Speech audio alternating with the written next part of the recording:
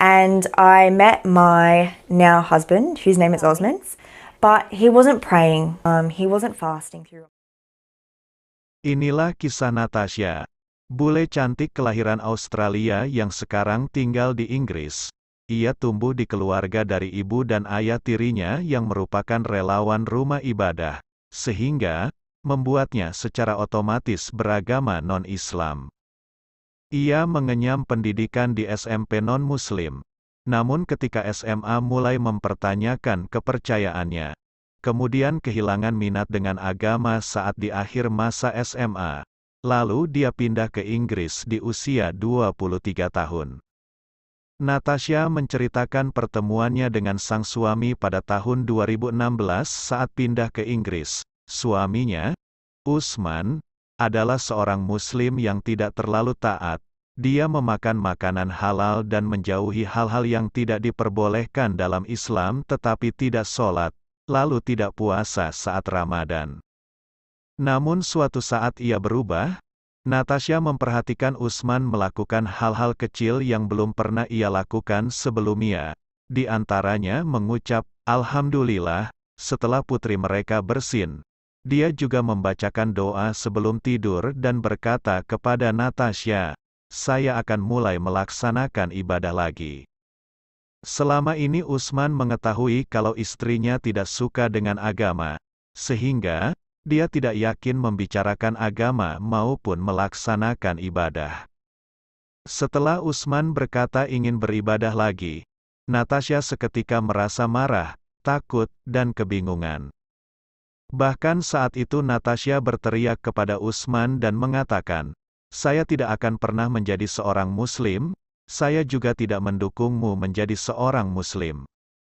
Alasan Natasha selama ini membenci Islam akibat pemberitaan buruk di media, hingga membuat keadaan hubungan mereka menjadi canggung dan memburuk.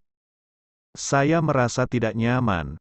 Saya baru terbangun di pagi hari dan langsung tertampar. Saya bertanya pada diri saya, mengapa kamu membiarkan ini memengaruhimu? Apa yang salah dengan dirimu?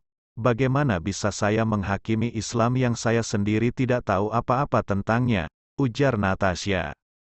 Natasha pun mulai menyadari selama ini hanya menilai Islam dari pemberitaan buruk di media. Tanpa tahu kebenarannya, dirinya kemudian berusaha mencari tahu sendiri tentang Islam. Saya diam-diam mencari tahu. Dulunya saya tidak suka saat Usman menyebut Tuhan dengan sebutan Allah. Saya menonton 3 video seri tentang bagaimana memahami Islam, paparnya.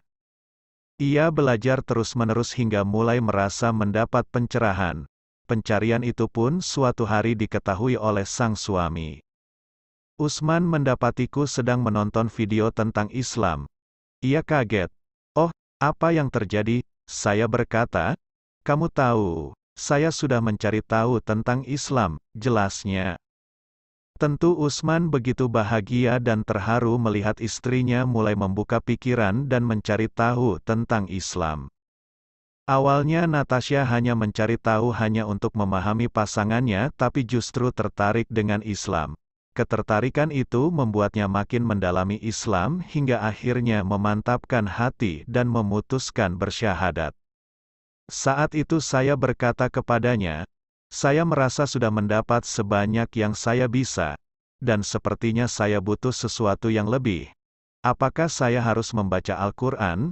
Saya menyadari bahwa saya sudah melakukan sebuah perjalanan yang panjang dalam waktu yang singkat, di mana saya datang dari latar belakang yang memandang buruk terhadap Islam dan sekarang saya duduk di masjid di depan imam dan siap bersyahadat, pungkasnya.